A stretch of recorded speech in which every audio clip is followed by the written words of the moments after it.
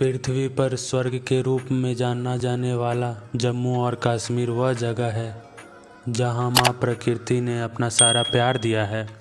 हिमालय और काराकोरम पर्वतमाला से घिरा और हरे भरे घास के मैदान, हरी भरी घाटियां और घने जंगल, शानदार मंदिर से सराबोर भारत का यह केंद्र शासित प्रदेश एक छुट्टी बिताने का ऐसा स्थान है जिसके साथ तुरंत प्यार हो जाता है। सुरमय जम्मू और कश्मीर माता वैष्णो देवी और बाबा अमरनाथ गुफा जैसे लोकप्रिय हिंदू मंदिरों का घर भी है। आज हम बताने जा रहे हैं माता वैष्णो देवी की पवित्र तीर्थ यात्रा के बारे में। माता वैष्णो देवी के पवित्र तीर्थ की यात्रा उन स्थानों की एक मनमोहक यात्रा है जहां माता वैष्णवी ने विभिन्न आध्यात्मिक अनुशासन और तपस्या करते हुए कुछ समय बिताए थे। इस यात्रा की परिणति पवित्र गुफाओं में होती है जहां उन्होंने अपने मानव रूप को अपने रचनाकारों से सूक्ष्म रूप 3 सर्वोच्च ऊर्जाओं के साथ मिला दिया। माता की पुकार।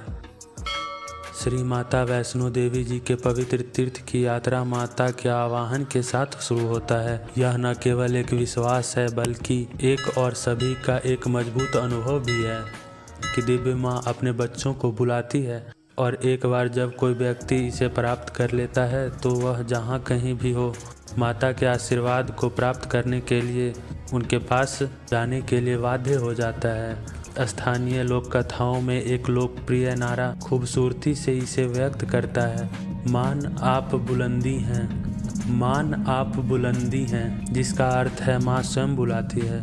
पवित्र तीर्थ स्थल पर आने वाले लगभग सभी लोगों का यह भी अनुभव है कि माता के आवाहन पर एक व्यक्ति को केवल एक कदम उठाने की ज़रूरत होती है और बाकी माता पर छोड़ दिया जाता है और उनकी यात्रा माता के दिव्य आशीर्वादों से पूरा हो जाता है। इसके साथ यह भी माना जाता है कि जब तक आवाहन या बुलावा नहीं होता है कोई भी व्यक्ति मंदिर में नहीं जा सकता है या उनका आशीर्वाद नहीं ले सकता है, चाहे वह कितना भी उच्च या शक्तिशाली क्यों न हो।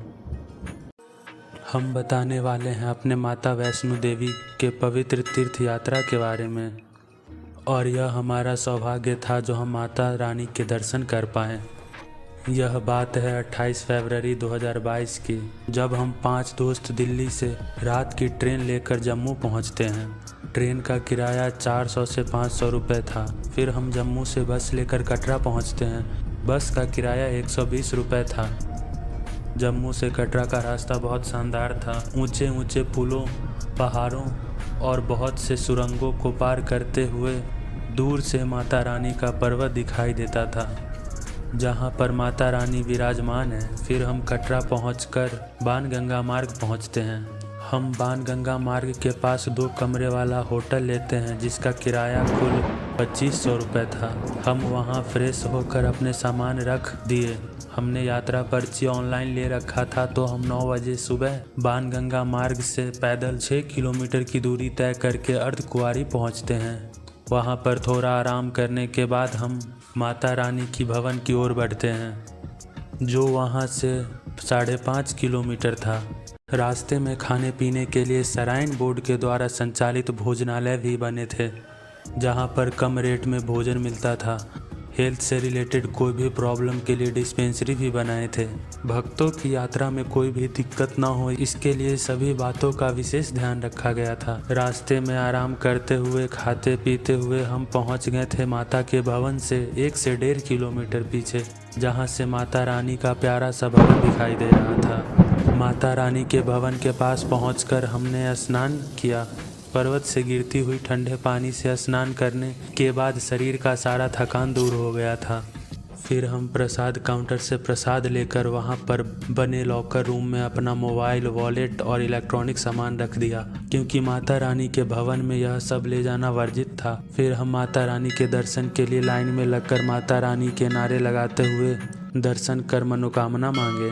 फिर हम लॉकर रूम से सामान लेकर वहां से भैरव बाबा के दर्शन के लिए निकल गए। माता रानी के मंदिर से भैरव मंदिर 1.5 किलोमीटर की दूरी पर है। वह चढ़ाई बहुत ही ज़्यादा सीधी और खड़ी थी। हमने वहां पर पहुंचकर पूजा किया और फिर आराम। भैरव घाटी से बहुत ही खूबसूरत और शानदार नज़ारे देखने को मिले। और वहाँ से माता रानी का बहुत ही प्यारा और अलौकिक भवन देखने को मिला, जिसकी सुंदरता मैं अपने शब्दों में बयां नहीं कर सकता। फिर हम वहाँ से नीचे उतरते हैं और 11 बजे हम अपने होटल पहुँच जाते हैं।